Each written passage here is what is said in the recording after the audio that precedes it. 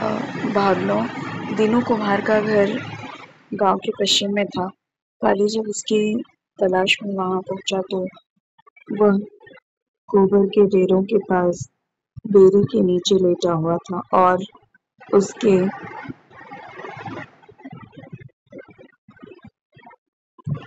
दोनों गधे ढेरों के पीछे घूम रहे थे। काली की आवाज सुन दीनू उठ बैठा और उसकी ओर ध्यान से देखता हुआ लज्जित स्वर में बोला, आंख लग गई थी। अच्छा, कोई हर्ज नहीं, काली ने मुस्कुराते हुए कहा। दीनू अंगड़ाई लेकर जरा उठा और अपनी मैली सी पगड़ी सिर के गिर्द लपेटता हुआ बोला, सुना है तो पक्का मकान बना रहा है। कल तकिए में कोई कह रहा था, इसलिए तुम्हारे पास आया हूँ। पहले मेरे साथ गढ़ी के भट्टे पर चलो, ईंटें देखनी है, उसके बाद छप्पड़ के से मिट्टी ढूंढनी है। काली ने सब बातें एक ही सांस में कह दी। दीनू ने बेरी की जड़ों के पास पड़े अपने टूटे और मिट्टी में सने हुए जूते को पहना और काली के साथ हो लिया। भट्टे के निकट पहुंचकर दीनू बोला, कौन सी ईंटें लेनी है? अव्वल, दोम, सोम या धड़ा? पहले देख तो ले, फिर फैसला करेंगे, काली ने उत्तर दिया। दीनू ने भट्टे की दो बड़ी बड़ी चिमनियों के पास जा मुंशी को आवाज दी और उसका उत्तर पाकर दीनू भट्टे की बगल में अंदर जाने वाले रास्ते की ओर मुड़ता हुआ बोला, मुंशी, भट्टे के अंदर है, शायद कच्ची ईंटों की चुनाई हो रही है। दीनू के पीछे पीछे काली भी भट्टे के अंदर चला गया। वहां 8-10 आदमी करीने से कच्ची ईंटें चुन रहे थे। दीनू को देख मुंशी ने प्रसन्नचित्त हो पूछा, सुना प्रजापत, कहाँ रहा इतने दिन? तू तो कभी कभी ऐसे गायब हो जाता है जैसे गधे के सिर से सींग। सच मुंशी जी, किसके गधे के सिर से सींग गायब हो गए? दीनू ने हैरत से कहा और फिर दोपहर स्वर में बोला, बड़ा जुल्म हुआ है, गधा बच गया या वह भी साथ में गायब हो गया। मुंशी को हंसी रोके नहीं रुकती थी। काली भी खिलखिलाकर हंस रहा था। कच्ची ईंटों की चुनाई में लगे हुए मजदूर भी पेट पकड़ पकड़ कर हंस रहे थे और उन्हें देख दीनू के गालों की झुर्रियां भी कनपटियों तक पहुंची थी। मुंशी ने बड़ी मुश्किल से अपनी हंसी को रोका और दीनू की ओर देखता हुआ बोला, तू भी अक्ल का पूरा है, कभी गधे के सिर पर भी सींग हुए हैं? मुंशी जी, तुमने अपने आप ही को तो कहा है। पहले मुझे भी शक हुआ था, लेकिन मैंने इसलिए यकीन कर लिया क्योंकि इस भट्टे पर गांव-गांव के गधे आते हैं। मुंशी की हंसी थम गई तो वह खांसकर गला साफ करके बोला, प्रजापत, कैसे आए हो? इसे ईंटें खरीदनी है, दीनू ने काली की ओर संकेत करते हुए कहा। मुंशी ने काली को सिर से पांव तक देखा और उसकी वेशभूषा से उसकी जात के बारे में किसी नतीजे पर न पहुंचकर वह असमंजस में पड़ गया। उसने काली को एक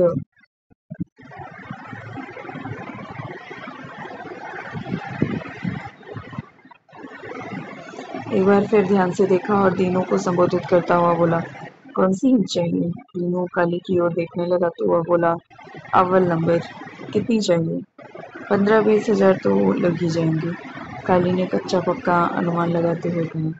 मुंशी उन्हें अव्वल नंबर की ईंटों के चक के पास ले गया और एक ईंट हाथ में उठाता हुआ बोला, अव्वल से भी अव्वल नंबर है, 10 साल से भट्टे पर काम कर रहा हूँ, लेकिन आज तक ऐसी ईंट नहीं बनी, नहीं पकी थी, बिल्कुल लहू जैसा रंग है। काली ने भी एक ईंट उठाकर देखी और फिर ढेर पर रखता हुआ बोला, क्यों प्रजापत? मुंशी जी ठीक कहते हैं, प्रजापत से क्या पूछते हो? ईंटों की पहचान इससे ज़्यादा इसके गधों को है। उन पर अव्वल नंबर की ईंट लदी हो तो इतना तेज चलते हैं कि प्रजापत को भी पीछे छोड़ जाते हैं। 2 नंबर हो तो रास्ते में इधर-उधर मुँह मारते हुए जाते हैं। अगर 100 नंबर की ईंट लदी हो तो उनकी टांगें आपस में टकराने लगती हैं। क्यों प्रजापति? ठीक है ना? मुंशी ने हंसते हुए पूछा। काली ईंट देखने के लिए थोड़ी दूर अन्य ढेरों की ओर बढ़ गया तो मुंशी ने तीनों से गोपनीयता के स्वर में पूछा, प्रजापति कौन आदमी है? क्या तू नहीं जानता इसे? तीनों ने आश्चर्य से कहा। फिर ऊंचे स्वर में बोला, चमारों का काली है, इसके बाप का भला सा नाम है, भला सा नाम है।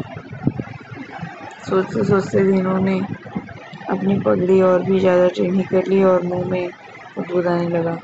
भला सा नाम है उसका। फिर मुंशी की ओर देखता हुआ बोला, यह शहर में रहता था, थोड़े ही दिन पहले गांव वापस आया है, अच्छे पैसे कमा कर लाया है। मैं भी सोच रहा हूँ कि शक्ल से जमात दिखाई देता है, लेकिन पहनावा कुछ और ही कहता है, मुंशी ने कहा। जब काली उनके पास लौट आया तो वे चुप हो गए। मुंशी का लहजा पहले से कुछ बदल गया था। वह अव्वल नंबर की ईंटों के चक पर हाथ रखता हुआ बोला, फिर कौन सी ईंटें पसंद की है? मुझे तो पहचान नहीं है। मिस्त्री समता सिंह ने कहा था कि अव्वल नंबर की ईंट बढ़िया होती है, तो अव्वल नंबर ले लो, मुंशी ने कहा। क्या दाम है इसका? यह 12 रुपए की 1000 है, मुंशी ने उत्तर दिया।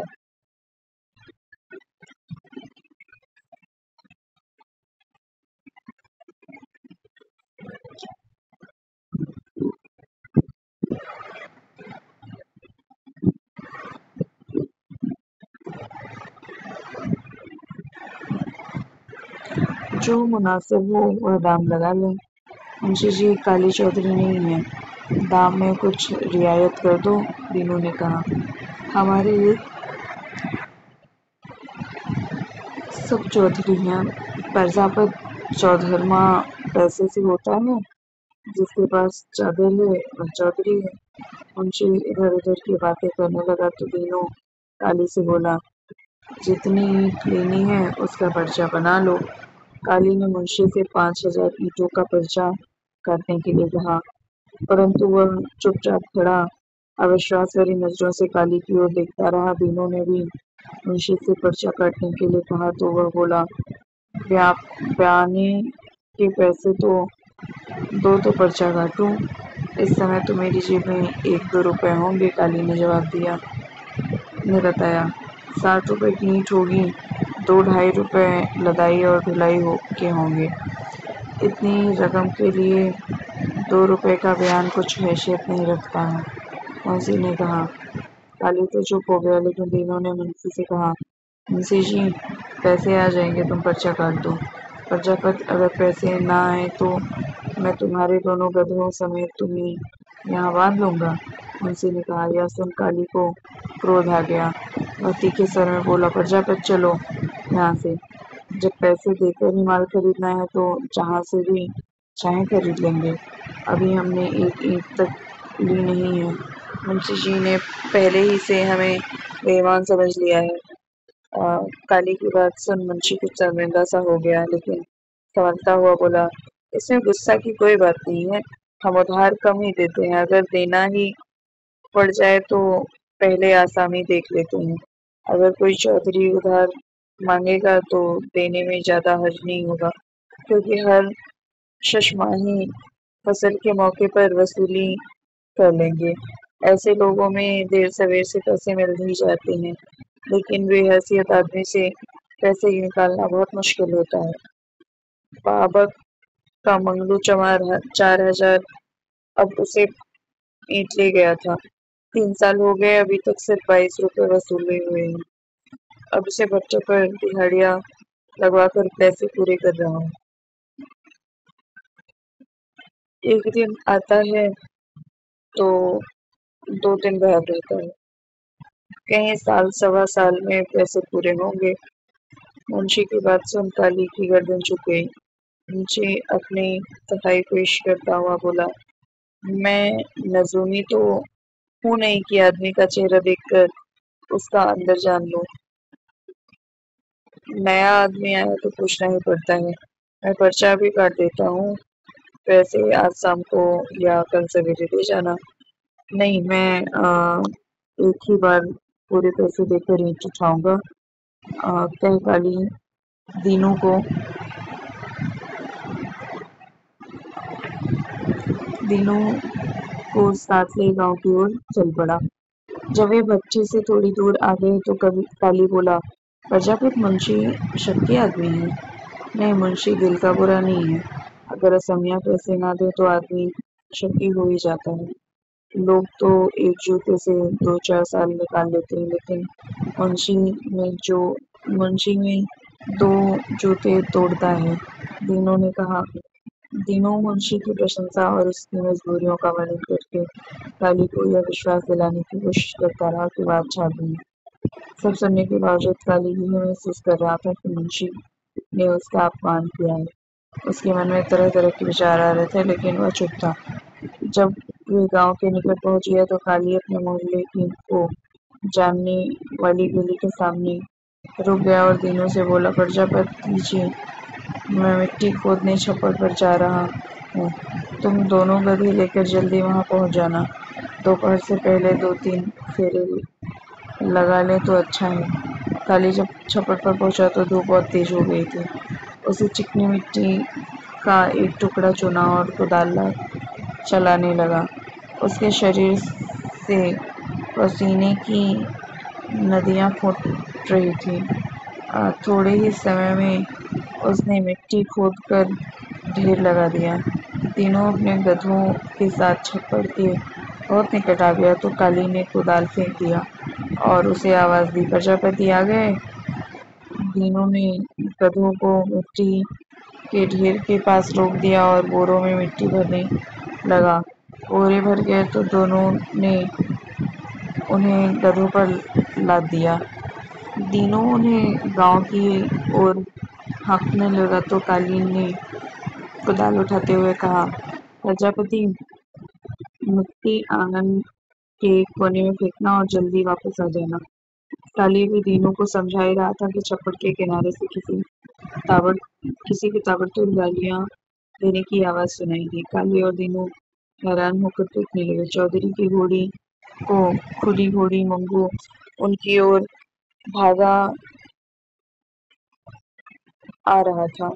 उसने छप्पड़ में छलांग मारते हुए गाली दी और पूछा कि कौन मिट्टी खोद रहा है। हालांकि उसे सब मालूम था। मंगू ने उनके पास पहुंचकर बहुत रोक खोद रहा है हालांकि बहुत रोक से पूछा, किसके पहुंचकर मिट्टी खोद रहे हो। मंगू का बात करने का ढंग ऐसा था जैसे वह छप्पड़ का मालिक हो। मंगू ने आगे बढ़कर कुदाल उठाना चाहा, लेकिन काली ने उस पर अपना पांव रख दिया। मंगू गाली देकर बोला, मैं पूछता हूँ, किससे पूछकर मिट्टी खोद रहे हो।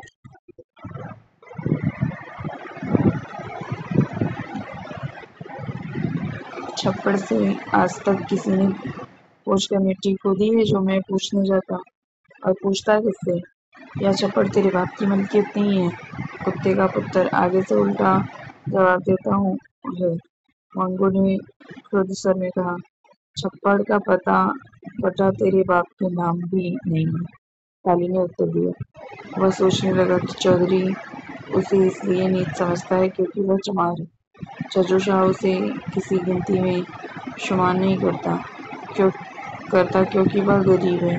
मुंशी उस पर इसलिए विश्वास नहीं करता कि वह जमीन का मालिक नहीं, लेकिन मंगू किस गिरते पर इतना रोब दिखाता है। काली ने मंगू को समझाते हुए कहा, तेरी रगों में खून की बजाय पानी बह रहा है जो तू इस तरह की बातें करता है। काली पहले ही धूप से सताया हुआ था। मंगू का गाली गलौज सुनकर उसका सारा शरीर क्रोध से जलने लगा। मंगू गधों पर लदे हुए बोरे फेंकने लगा तो काली ने आगे बढ़कर उसका हाथ पकड़ लिया। दीनू ने जब यह देखा कि दोनों में हाथापाई तक नौबत पहुंच रही है तो वह वहां से दौड़ पड़ा और छप्पड़ से दूर एक पेड़ के नीचे जा खड़ा हुआ। मंगू अपना हाथ छुड़ाने की कोशिश करता हुआ गालियां बकता रहा। वह इसमें असफल रहा तो उसने अपना सिर काली की छाती पर दे मारा। काली ने उसकी कलाई मरोड़कर बाजू पीठ के पीछे लगा दिया तो मंगू का सारा शरीर पीटने लगा। अगर तू इंसान की औलाद है तो आगे किसी पर हाथ ना उठाना, काली ने मंगू की कलाई छोड़ते हुए कहा। मंगू गालियां देता हुआ काली की ओर झपटा और उसकी छाती पर दो हफ्ता लगाने लगा। ठहर जा, काली ने दांत पीसते हुए कहा और मंगू को गर्दन से पकड़ नीचे गिरा दिया। वह अपना एक पांव उसकी कलाई और दूसरा उसकी छाती पर रखता हुआ बोला, अगर जरा सा जोर दे दूं तो तेरी हड्डियां गर्म भट्टी में भून रहे चनों की तरह तड़ाक तड़ाक करने लगेगी। जब छाती पर दबाव के कारण मंगू की सांस रुकने लगी और उसकी आंखें बाहर निकल आई तो काली ने अपने पांव उठाते हुए कहा, बस इतनी ताकत पर इतना करता है। मंगू कपड़े झाड़ता हुआ उठा और बहुत मृदु स्वर में बोला, अगर तुम्हें थाने न भिजवाया तो मेरा नाम भी मंगू नहीं। जाता है यहाँ से कि नहीं बड़ा आया थानेदार का साला। जाकर चौधरी के दरवेश फैला, उसके पाँव में भी खुजली हो रही होगी।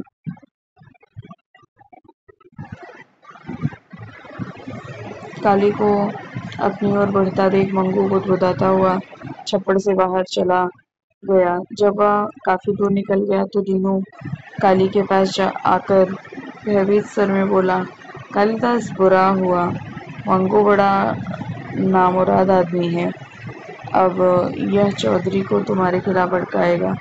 काली उसकी बात को अनसुना करता हुआ बोला, प्रजापति देखकर जल्दी आ जाना और देखकर झगड़े के बारे में किसी से बात न करना। मैं क्यों करूँगा, मैं गरीब आदमी हूँ, मुझ में तो मार खाने की हिम्मत भी नहीं है। दीनू ने कानों को छूते हुए कहा। दीनू के जाने के बाद काली कुछ समय तक यूं ही खड़ा इधर उधर देखता रहा। फिर उसने इत्मीनान का सांस लिया और सोचने लगा कि और कुछ ना सही, आज उसे मंगू की ताकत का पता चल गया। साथ ही उसके दिल में खौफ की एक परछाई लहरा गई थी। अगर मंगू ने चौधरी से कह दिया तो बात बढ़ जाएगी। उसने इस भय को झांकते हुए सोचा कि समय आने पर वह चौधरी से भी निपट लेगा। डर डर कर दिन गुजारने से मर जाना अच्छा है। दिनों वापस आया तो काली के मन में मंगू के साथ झगड़े से पैदा होने वाली बेचैनी, क्लेश और क्रोध दूर हो चुके थे। उसने बोरे भरकर दोनों गधों पर लदवा दिए और कुदाल उठाता हुआ बोला, प्रजापति जी, धूप बहुत तेज हो गई है, अब दिन ढले ही काम शुरू करेंगे। वे गधों के पीछे चलने लगे। काली के बहुत निकट होकर दीनू बोला, जब मैं इधर आ रहा था तो मंगू चौधरी की हवेली के बाहर खड़ा था। अगली क्लास में भाग 10 करेंगे।